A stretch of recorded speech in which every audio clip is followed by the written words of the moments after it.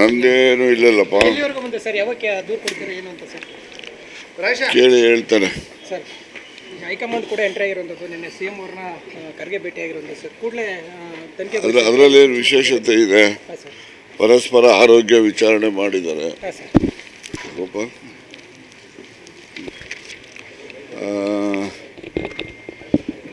Sir ಅದೇ sir, ಯಾವಾಗ ದೂರು ಕೊಡ್ತೀರಾ ಸರ್?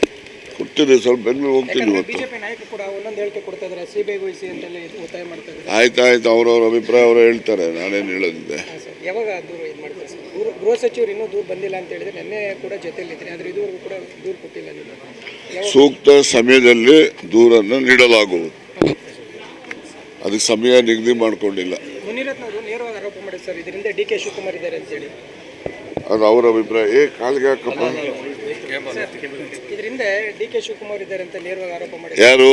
ಮುನಿರತ್ನವರು. ಅದು ನನಗೆ ಗೊತ್ತಿಲ್ಲಪ್ಪ. ನಿಮ್ಮನ್ನ ಮಂಪುರ ಪರೀಕ್ಷೆ ಒಳಪಡಿಸಿದ್ರೆ ಸತ್ಯ ಒಳಗಡೆ ಬರುತ್ತೆ ಅಂತೇಳಿ ಹೇಳಿರೋದು. ಫಸ್ಟ್ ಅವ್ರನ್ನೇ ಮಾಡೋಣ, ಯಾಕೆಂದ್ರೆ ಅವ್ರು ಭಾಳ ಮೊದಲೆಲ್ಲ ಅವ್ರ ಜೊತೆಲ್ಲ ಇದ್ರಲ್ಲ ಭಾಳ ಹತ್ರದಲ್ಲಿ. ಅದರಿಂದ ಅವ್ರನ್ನೇ ಮಂಪುರ ಪರೀಕ್ಷೆಗೆ ಒಳಪಡಿಸ್ಲಿದ್ದಾರೆ. ನಾನು ತುರುವೇಕೆರೆಗೆ ಹೊರಟಿದ್ದೇನೆ, ಅದರಿಂದ ಇನ್ನೊಮ್ಮೆ ಎಲ್ಲ ವಿವರವಾಗಿ ನಿಮಗೆಲ್ಲ ಹೇಳ್ತೀನಿ. ಯಾಕೆ ದೂರು ಕೊಟ್ಟಿಲ್ಲ, ಇನ್ನು ಎಷ್ಟು ದಿನ ಆಗುತ್ತೆ ಅಂತ ಸಾಕಷ್ಟು ಹೇಳ್ದಲ್ಲ, ಸೂಕ್ತ ಸಮಯದಲ್ಲಿ ದೂರು ನೀಡಲಾಗುವುದು.